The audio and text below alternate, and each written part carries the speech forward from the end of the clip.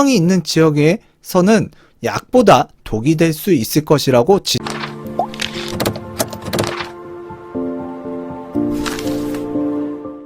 안녕하세요, 백부스입니다. 오늘 여러분들에게 전달하고 싶은 내용은요, 최근 한 2-3년을 되돌아보게 되면 재개발, 재건축 가격 폭등했죠. 가격 많이 올랐습니다. 자, 그래서 관심들을 많이 갖고 계시는데, 실제로 시장에 지금 나와서 재개발 물건을 알아본다고 한다면 가격에 깜짝 놀라시는 분들도 많고요. 뒤늦게 후회하시는 분들도 많습니다.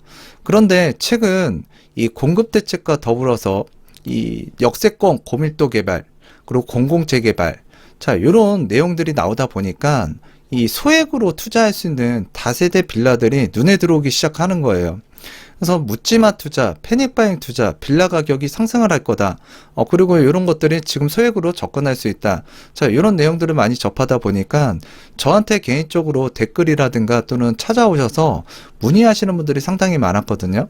근데 제가 하나같이 말씀드린 게 좀 조심히 좀 물건에 대해서 이 재개발 사업의 특징에 대해서 좀 알고서 투자하는 게 중요하다라고 제가 말씀을 드렸던 적이 있습니다. 소액을 투자해서 대박을 노릴 수도 있겠지만 여러분들이 투기를 하고 있는 건지 투자를 하고 있는 건지 좀 생각해 보실 필요도 있을 것 같아요. 투기의 특징은 단기적인 이익을 노리고 뛰어드는 것이고요. 투자는 장기적인 관점에서 접근을 하는데요. 이 둘의 차이점은 투기는 투자 대상에 대해서 잘 모른 채 무조건 베팅하는 것이고, 투자는 투자 대상에 대해서 면밀한 연구와 지식을 갖고 이제 접근을 한다라는 차이점이 있습니다. 예를 들어서 부동산 투기는 단기적인 양도 차익을 노리고 시세에 편승해서 베팅을 하는 건데요. 자, 그만큼 위험성이 도사리고 있다라는 얘기죠. 공공재개발, 역세권 개발, 제가 일전에 중간중간 말씀은 드렸는데요.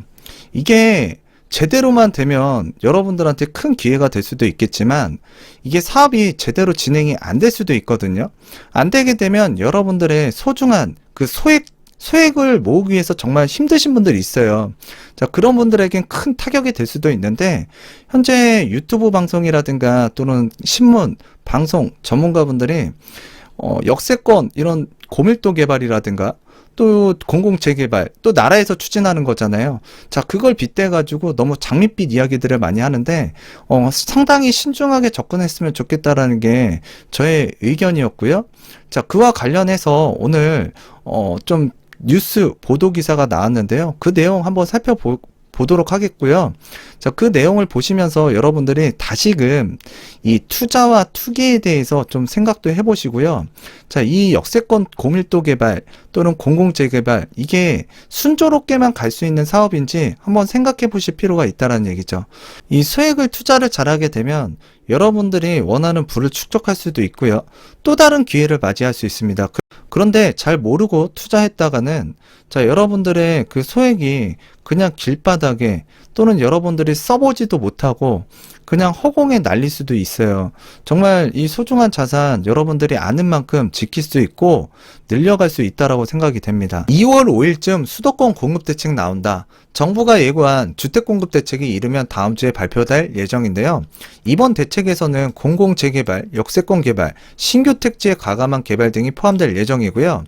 다음 달 5일께 이제 공급대책 발표가 유력한데, 다음 달에 설날이 있죠. 설날 때 이제 가족들이 많이 만나면 부동산 이야기, 주식 이야기 많이 하겠죠. 근데 이제 부동산과 관련된 시그널을 좀 이 설날 이전에 발표함으로써 뭔가 전달하고자 하는 메시지가 강하게 담길 것 같아요. 그래서 의사결정을 하실 때는 설날 이전에 하시기보다는 대책, 그리고 설날 이후에 동향을 살펴보시는 게 중요할 것 같고요.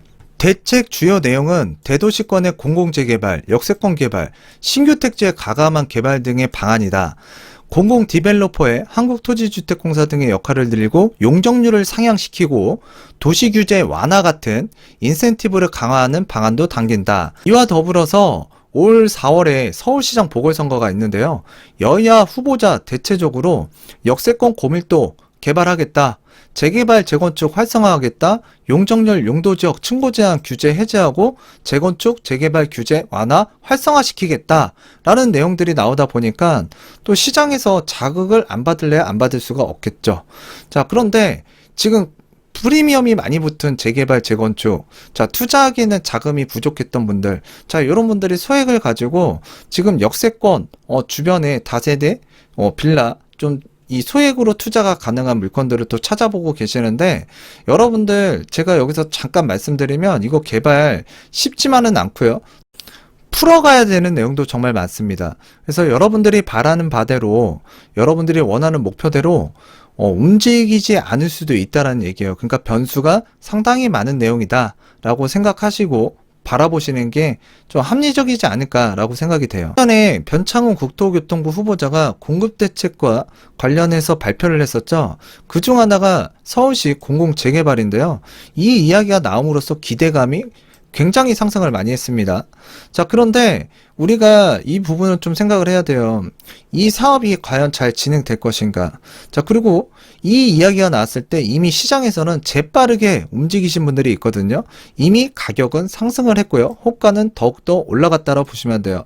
어떤 이 특정 지역에 이 집이 100채가 있다라고 얘기를 해볼게요. 이 중에서 한 30채가 시장에 나와 있는 거예요. 근데 이 30채 중에 20채, 뭐 10채 이렇게 매수에 들어가는 과정에서 이 소문이 안 날래야 안 날 수가 없고요. 누가 매집하고 있다. 이런 소문이 안 돌래야 안 돌 수가 없는 거예요. 자, 그러면서 가격이 많이 올라가는데 사실 이게 내면적으로 사업이 잘 진행될 것인가 말 것인가. 자, 이런 부분을 따지는 게 아니라 시세 차익, 단기 투기 목적으로 들어가시는 분들이 정말 많거든요. 근데 시중에서 빌라가 폭등하고 있다. 뭐 공공재개발을 하게 되면 소액으로 대박이 날 수 있다. 이런 얘기에 이제 접하시면서 뭔가 희망감을 갖고 소액을 가지고 그러니까 접근을 하시는 분들이 많은데요. 이 소액을 갖고 계신 분들이 대부분 지난 상승장에서 좀 소외를 받았거나 정말로 조금 가정 형편이 좀 어려운 분들, 나름대로의 영끌하신 분들이 대부분 또 생각보다 많거든요. 근데 좀 안타까워요. 그래서 요런 지금 그 기대감에 지금 많은 사람들이 덤벼들고 있는데 지금 제가 앞서서 말씀드렸다시피 이 시장 자체가 좀 왜곡되어 있기도 했고요.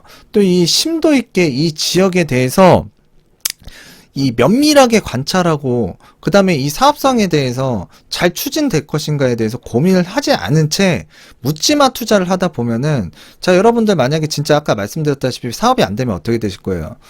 여러분들 진짜 손해 많이 볼 수 있다니까요. 그런 이유 중에 하나가 1월 19일에도 뉴스가 나왔어요. 변창훈표 공급대책에 중공업 지역 들썩거린다.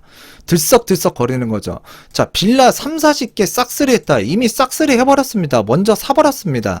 자, 재개발 가능성의 법인 투자자, 노후빌라 투자했다. 공시가 1억 미만 매물 취득세가 1%다. 지금 이 공시가 1억 미만은 취득세가 중과가 되지 않잖아요. 그래서 다주택자라든가 좀 자금력 있는 이런 법인들이 미리 이 소문이, 그러니까 이야기가 나왔을 때 매점 매석, 그러니까 먼저 선점을 했다라고 보셔도 돼요. 그런데 뒤늦게 이제 소액 투자자, 개인들이 막 달려드는 거예요. 자, 그 달려드는 개인들한테 이 법인이라든가 다주택자들이 이 개발이 되든 상관이 없어요. 안 돼도 상관없어요. 이미 이 이야기 때문에 시세 차익이 가능한, 단기 시세 차익이 가능한 상황이기 때문에 물건들을 하나하나 던져버리는 거죠.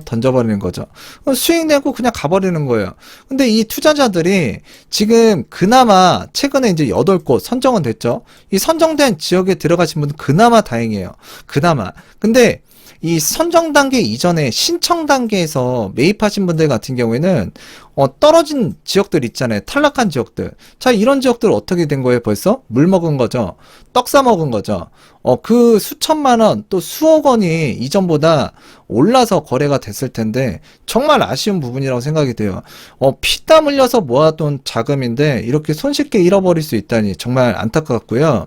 지금 이 8곳 이것도 진짜 문제가 또 발생이 되고 있습니다. 그래서 항상 신중하게 투자를 해야 된다라고 제가 말씀을 드렸는데 지금 현재 심적으로 불안하신 분들 생기셨을 거예요. 매입하신 분들 중에는. 예, 그리고 또 이제 공공재개발 발표 후에 매물 사라지고 호가는 껑충됐다. 이게 지금 현실이에요. 이게 현실이에요. 이 공공재개발에는 또 다른 위험이 도사리고 있습니다. 바로 지분 쪼개 얘기와 이제 신축 빌라가 늘어남으로써 입주권이 안 나올 수도 있다라는 얘기예요. 그래서 물딱지가 된다. 자, 물 먹는 거죠. 에 관심 늘며 호가가 상승하고 있고요. 입주권을 염두에 두고 실거주할 집을 찾는 젊은 층까지 문의는 꾸준한데 매물이 없다 보니 가격 자체가 형성되지 않고 있다. 지금 얼마가 올라갔는지 모르는 거예요. 자, 그리고 이쪽 해당 지역 8곳 선정된 지역은 토지거래 허가구역으로 묶였기 때문에 실거주를 목적으로 해야만 이 거래가 성사될 수 있다는 거 기억해 두셨으면 좋겠고요. 금년 3월에 추가 후보지가 이제 발표될 예정인데 이 2차 후보지 선정을 기다리는 다른 공공재개발, 자, 이 신청 지역에 지금 물건 찾고 있는 사람들도 꽤나 있습니다. 자, 아까 말씀드렸다시피 입주권 안 나오는 물딱지 주의해야 되고요. 이 공공재개발 사업 넘어야 할 관문도 굉장히 많다. 임대 수익에 의존하는 상가 소유주의 동의를 이끌어내기가 만만치가 않다. 자, 제가 전에도 말씀드렸죠. 멀쩡한 상가에 지금 월세 뭐 수천만 원 또는 수백만 원씩 잘 나오고 있는데 이 재개발되면 자, 여러분들 이런 사람들 입장에서는 손해가 클 수 있거든요. 특히나 이제 역세권 고밀도 개발과 관련해서 저는 이 부분 때문이라도 좀 부정적으로 생각을 하고 있어요. 그래서 이 재개발이라든가 또는 이 역세권 고밀도 개발 이거 만만치 않을 거다라는 게 저의 개인적인 생각인데요. 지금 이거 만만하게 보시면 안 됩니다. 재개발 만만한 게 아니죠. 공공재개발은 독이 든 성배다. 벌써부터 이 흑석 2구역 사업 포기 조짐에 업계가 술렁거리고 있다. 추진위가 예상했던 것보다 용적률, 최고 층수, 분양가가 안 맞는 거예요. 낮은 사업성 때문에 공공재개발 모델의 실효성에 대한 의문이 들기 시작했고 차라리 이럴 바에는 민간 사업 추진하자는 의견까지도 나오고 있다고 해요. 근데 이 지역 민간으로 추진하려고 하다가 지체됐죠. 자, 그런데 이제 공공으로 그걸 풀어내겠다. 이거 되게 어려운 부분이라고 생각이 들었거든요. 자, 일전에도 제가 말씀드렸습니다. 이 다가구나 단독이라든가 건물, 상가 갖고 계신 분들 지금 월세 잘 나오고 있고요. 땅값 올라가고 있습니다. 이런 분들이 뭐가 아쉬워서 이 공공재개발에 참여를 할까요? 자, 이전에 민간에서도 좀 힘들었는데 공공에서 이거 해결하기가 만만치 않아 보였어요. 시작부터 잡음 낸다. 자, 업계 우려대로 정부와 조합원 이해관계가 충돌하며 삐걱거리는 모양새다. 정부가 제시한 인센티브 내용이 시범 사업지 선정 전과 후가 크게 달라졌다.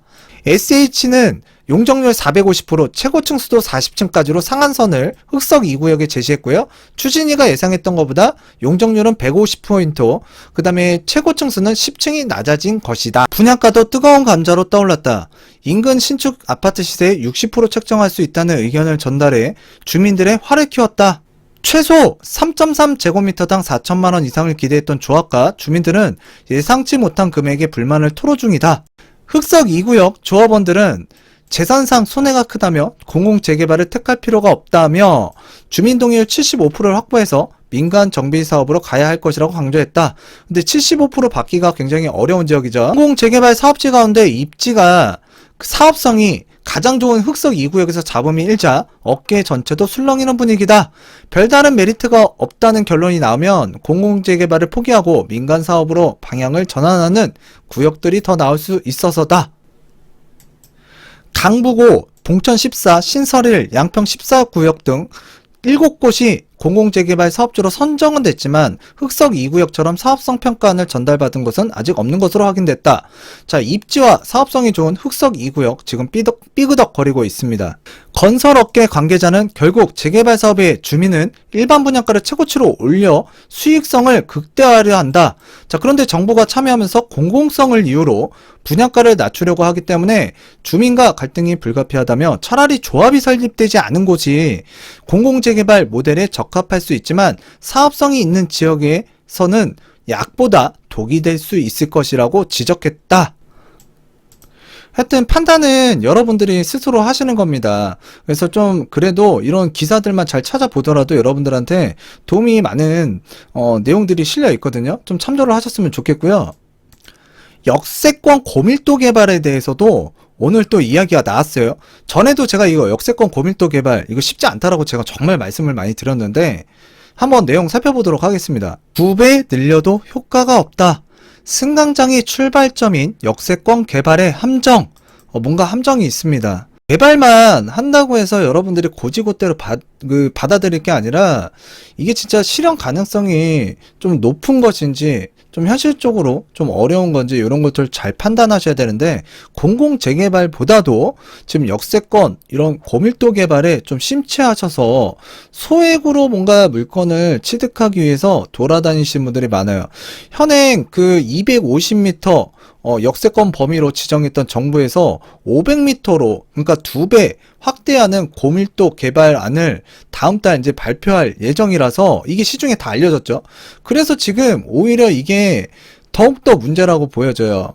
정부가 서울 지하철 역세권 범위 현행 250m에서 500m로 2배 확대하는 고밀도 개발 방안을 다음 달 발표할 예정이지만, 정작 건설업계에서는 벌써부터 회의론이 흘러나온다. 자, 건설사가 시뮬레이션을 해보니까 용적률 700% 개발이 가능한 역세권이 전체 307곳 중에 10곳이 안 된다라는 결과가 나왔다고 합니다. 일부 건설사가 용적률 700% 적용해서 사업성 확보하면서 고층 주상복합 아파트를 지을 수 있는 역세권은 시뮬레이션 해본 결과 사당, 수서, 서울, 수색, 광운대역 등 10곳이 넘지 않는 것으로 나타났다. 건설사들은 용적률을 올릴 수 있는 역세권 범위가 넓지 않은 것을 1차적인 한계로 뽑았다. 지하철 출입구 기준이 아니라 지하의 승강장, 플랫폼을 기준으로 계산하기 때문에 집을 지을 면적이 획기적으로 늘지 않는다는 것이다. 땅 면적이 충분하지 않으면 소규모 개발 사업이 되기 때문에 적극적으로 뛰어들 이유가 사라진다라고 건설사에서 이야기를 했습니다. 사당, 수서, 서울역, 수색, 강운대역 등 인근에 고층 건물이 없거나 빌라 밀집 지역이라서 고밀 개발이 가능하지만 그 외 지역은 사업성이 떨어진다는 분석이 나온다. 특히 도심 지역일수록 이미 역세권 땅값이 높게 형성된 데다가 토지주가, 그러니까 땅 주인이죠, 땅값을 높게 요구할 가능성이 있다. 토지를 강제 수용할 수 있는 특별법이 필요하다는 지적이 나오는 이유다. 이 특별법 이거 문제 많습니다. 이거 소송 가고요. 이거 어려운 내용이에요. 이거 쉽지 않습니다. 자, 그래서 지금 현재 문제가 되고 있는 건 저는 소액 투자자 입장에서 말씀을 드리는 거예요. 무제한, 묻지마 투자. 지금 거래 굉장히 많이 되고 있고요. 또 역세권 주변으로 해서 가격 많이 올라갔거든요. 올라간 상태에서 매입하신 분들, 자, 아직 뭐가 개발이 뭐 구체적으로 된 것도 아닌데 왜 그렇게 성급하게 움직이는지 저는 좀 이해가 안 되는데, 지금 뭐, 근데 또 일부 이해가는 심정도 있어요. 뭔가 못 잡았던 기회, 지금 뭔가 생긴 것 같거든요. 그 심정은 이해는 하지만, 지금 상당히, 문제가 있는 개발 대책에 대해서 그냥 무작정, 뛰어들기보다는, 에 대한 기본적인 공부를 하고서 덤비셨으면 좋겠습니다. 여러분들이 투자하고 싶은 분야에 기본적인 지식이 없다면 내가 투자를 하는 것인지 또는 투기를 하고 있는지 좀 깊이 생각해 볼 필요가 있고요. 기본적인 지식 없이 시세 차익만을 목적으로 내가 움직이고 있다 그러면 소중하게 내가 피땀 흘려서 만든 이 소액 자금, 아예 이 소중한 자금을 가지고 도박을 하고 있구나 라고 생각을 하셔야 될 것 같습니다. 자, 오늘 이쯤에서 마치도록 하겠고요. 다음 시간에도 유익한 내용 전달하는 백부스가 되도록 하겠습니다. 감사합니다.